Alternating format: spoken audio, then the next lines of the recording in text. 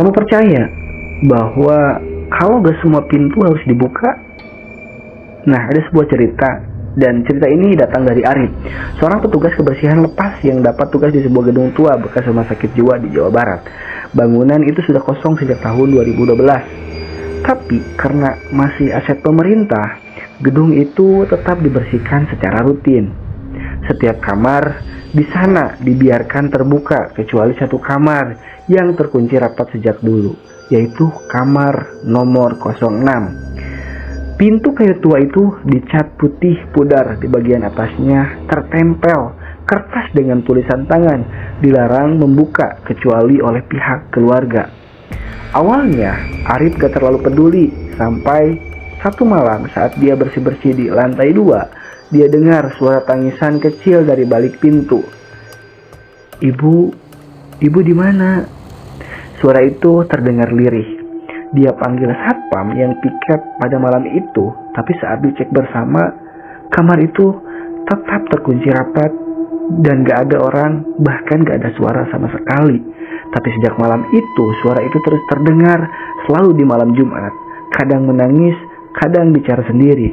Rasa penasaran Arif makin besar, yang sampai pada akhirnya, minggu berikutnya, dia bawa obeng, lalu dengan hati-hati membongkar gagang pintu kamar 06 itu.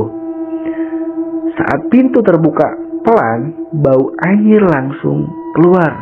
Kamar langsung gelap dan dingin. Tapi ada yang bikin jantungnya berhenti sejenak. Sebuah kursi roda tua di tengah ruangan dengan baju rumah sakit tergantung di atasnya. Di temboknya tergores kata-kata pakai kuku, yaitu "Aku masih di sini." Arif langsung tutup pintu dan kabur. Tapi semuanya sudah terlanjur, karena sejak malam itu dia mulai lihat sosok perempuan berpakaian pasien RSJ duduk di kursi rumahnya. Matanya kosong, diam, tapi selalu muncul sekitar jam 3 pagi. Arif bawa kisah itu ke Ustadz kampung, dan Ustadz cuma bilang kamar 06 itu bukan kosong, cuma ditinggal separuh jiwanya. Setelah diruqyah, sosok itu gak muncul lagi. Tapi kursi kayu di rumahnya masih bergoyang sendiri setiap malam Jumat. Arif akhirnya memutuskan pindah rumah.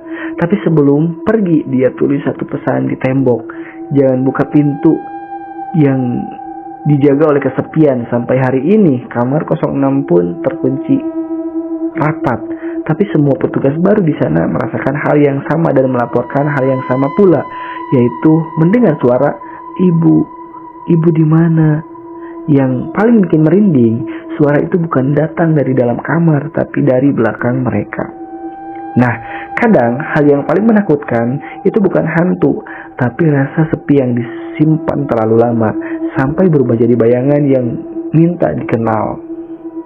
Karena gak semua yang dikurung itu jahat, tapi kalau udah buka, mereka cuma mau pulang meski gak tahu caranya.